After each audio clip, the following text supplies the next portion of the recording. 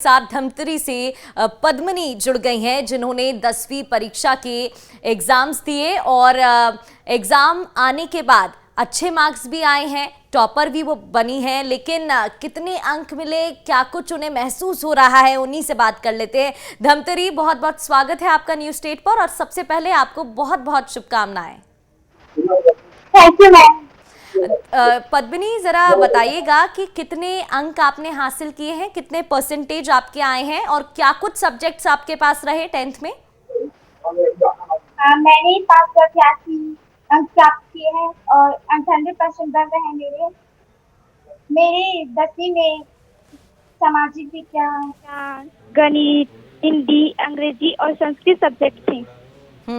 अच्छा, सबसे पहले तो ये बताइए पद्मिनी कि आपका फेवरेट सब्जेक्ट कौन सा है? आपको सबसे ज्यादा पढ़ने में किस में मजा आता था? क्योंकि कुछ बच्चे होते हैं जिन्हें मैथ्स से डर लगता है, कुछ बच्चों को साइंस से डर लगता है, जैसे मुझे मैथ्स से डर लगता था। आपका फेवरेट सब्जेक्ट कौन सा है?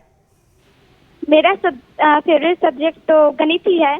गणित ही है? अरे बाप रे, गणित आपका फेवरेट सब्जेक्ट है। चलिए, यहाँ पर पद्मिनी पहले तो जानकारी दीजिएगा कि आप पढ़ती कैसे थी, आपका मोटो क्या था, क्या शेड्यूल रहता था? क्योंकि कुछ बच्चे क्या करते हैं, उनका स्केड्यूल बिगड़ जाता है या एग्जाम आने वाले होते हैं तभी तैयारी करते हैं, उनके लिए क्या कहना चाहेंगी?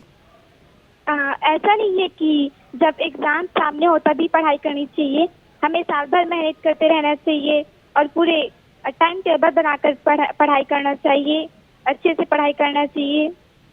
कितने घंटे पढ़ती थी आप? लगभग 4-5 घंटे पढ़ती ही थी। और आपके पेरेंट्स कैसा महसूस कर रहे हैं? जब रिजल्ट उन्होंने देखा तो उन्हें कैसा फील हुआ, क्या उनका पहला रिएक्शन था? हमारे साथ भी शेयर करिए। बहुत खुश है मेरी मम्मी, बहुत ही ज्यादा खुश है। पापा नहीं है मेरे। अरे अच्छा, लेकिन मुझे और हम सभी न्यूज स्टेट के दर्शकों को ये पता है कि वो जहां भी हैं और आपको देख रहे हैं, उन्हें बहुत प्राउड फील होगा कि उनकी बेटी इतनी होनहार है कि आज उसके इतने अच्छे मार्क्स आए हैं। ये भी ज़रा जानकारी दीजिएगा कि जब आप पढ़ाई कर रही थी तो क्या आपको उम्मीद थी कि आपके इतने अच्छे मार्क्स आ जाएंगे? हाँ जी, पूरा विश्वास था कि मैं टॉप 10 में आऊंगी। और आपके साथ जो बच्चे हैं जो पढ़ाई करते थे, उनके शेड्यूल में और अपने शेड्यूल में आप क्या डिफरेंस देखती हैं? मैंने आसपास देखा है कि सब एग्जाम्स के पहले ही तैयारी करते थे। मैंने साल भर पढ़ाई की है।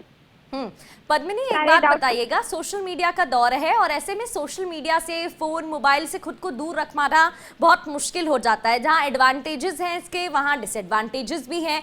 तो आप किस तरीके से इस अपॉर्चुनिटी को यूज करती थी? आप सोशल मीडिया पर कितना समय देती थी या नहीं देती थी?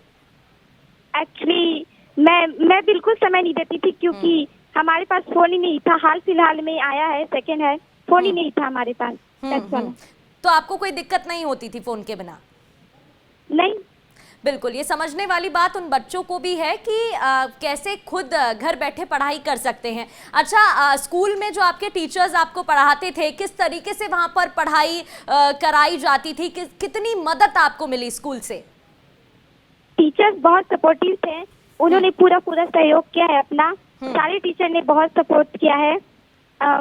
मेरे टीचर हैं गुरुपंत सर, वो हमेशा कहते रहते थे कि मेरिट में आना है, अच्छे से पढ़ाई लिखाई करो। उन्होंने बहुत सपोर्ट किया है। और अब टीचर्स का क्या रिएक्शन है इतने अच्छे अंक लाने के बाद?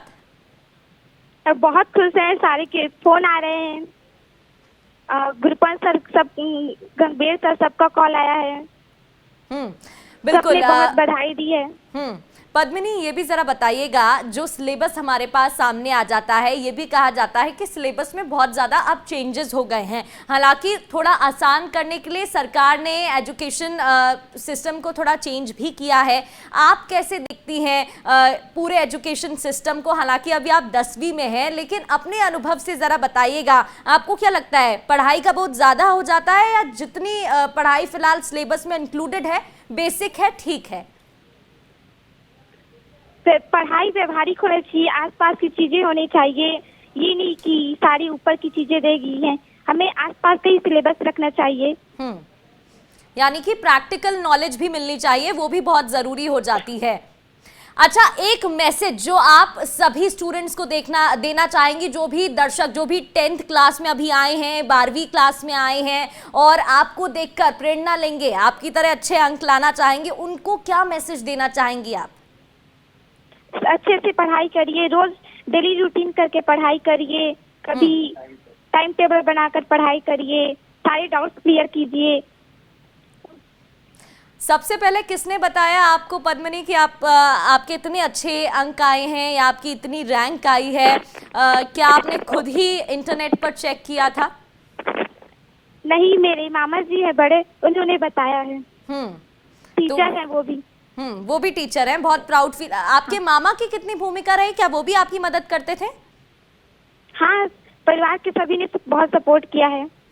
और आपकी माताश्री क्या करती हैं, उनके बारे में भी जानकारी दीजिएगा। मेरी मम्मी मजदूरी करती है, घर अच्छा। में खेत वेत नहीं है तो। और आप कौन से स्कूल में पढ़ाई कर रही थी? मैं शासकीय उच्च माध्यमिक शाला ठाकुरधाम में पढ़ाई करती थी, बालोद जिला से। अच्छा पद्मिनी, ये भी कहा जाता है कि बहुत हाई फाई स्कूल होगा ना तभी आपके बहुत अच्छे मार्क्स आ पाएंगे, लेकिन अगर आप ऐसी किसी स्कूल में पढ़ेंगे तो आपके अच्छे मार्क्स नहीं आएंगे। दूसरी ओर बड़े ये भी कहते हैं कि फर्क नहीं पड़ता माध्यम का क्या है, आप कहाँ पढ़ रहे हैं, जो पढ़ने वाला बच्चा होता है वो हर जगह पढ़ सकता है।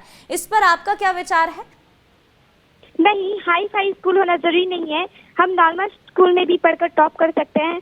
बस आपकी मेहनत और आपके सारे टीचर्स का सपोर्ट होना चाहिए, परिवार का सपोर्ट होना चाहिए। मेरा स्कूल नॉर्मल स्कूल है। अच्छा पद्मिनी, आप अपने आप को 5-6 सालों के बाद क्या सब्जेक्ट आप 12th में लेंगी, 11th में आपके पास कौन से सब्जेक्ट होंगे, सबसे पहले ये बताइए, फिर दूसरे सवाल पर आती हूँ। मैं 11th में मैथ्स लेना चाहूंगी, गणित। अच्छा, ये तो आप पहले ही बता चुकी हैं, मैथ्स आपका फेवरेट है। 5 सालों में आप खुद को फ्यूचर में कहाँ देखती हैं पद्मिनी? एज क्या होंगी आप? मैं अपने आप को सिविल सर्विसेज में देखना चाहूंगी। क्या बात है, ठीक है। तो आप फिर क्या बनना चाहती हैं? आईएएस बनना चाहती। आईएएस बनना चाहती हैं, बहुत बढ़िया। और हम उम्मीद करते हैं पद्मिनी कि आपके जो भी सपने हैं वो सभी पूरे हों। इसी तरीके से आप आगे बढ़ती रहें, ऐसे ही आप काम करती रहें और आगे चलकर जो आपका सपना है आईएएस बनने का वो पूरा हो। फिर आगे चलकर जब हम आपका इंटरव्यू लेंगे तो आप बताएंगे कि किस तरीके से आपने अपना सपना पूरा कर लिया। बहुत बहुत शुक्रिया आपका तमाम बातचीत के लिए। तो देखिए, पद्मिनी हमारे साथ जुड़ी और धमतरी से वो आती हैं, आईएएस बनने का उनका सपना है, मैथ्स उनको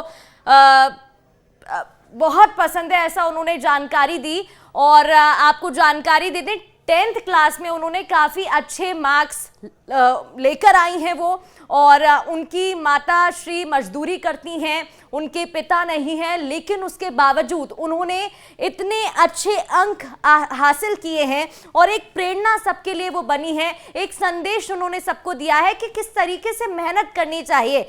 बहाने तो देखिए हर किसी की जिंदगी में होते हैं, लेकिन किस तरीके से आगे बढ़ते रहना चाहिए ये उन्होंने इस छोटी सी उम्र में हमें बता दिया है। इसके अलावा आपको जानकारी दे दें कि सिमरन सब्बा जो कि 10वीं में टॉप फर्स्ट रैंक लेकर आई हैं, उनके 98% अंक आए हैं। इसके अलावा श्रेयांक यादव के बारे में आपको बताएं तो रैंक 3 उनकी आई है, करीब 96% उनके नंबर हासिल हुए हैं। और जो बच्चे पास नहीं हो पाए हैं या जिन बच्चों के कम मार्क्स आए हैं वो परेशान ना हो, वो निराश ना हो, अपने ऊपर अपने आत्मविश्वास पर भरोसा रखें, क्योंकि ज़रूरी नहीं है कि एक रास्ता बंद होता है तो दूसरा रास्ता ऐसे में ज़रूर खुलता है। अगर आप एक चीज़ में अच्छे नहीं हैं तो आप दूसरी चीज़ बहुत बेहतर तरीके से कर सकते हैं। हर किसी में कोई ना कोई टैलेंट होता है और ये बात हमें समझनी चाहिए। तो बेटी के टॉप आने पर पूरा परिवार खुश है। हम आपको टॉपर्स की जानकारी भी दे रहे थे। हुनीशा की बात करें तो रैंक 2 उनकी आई है, 98.83% नंबर उनके रहे।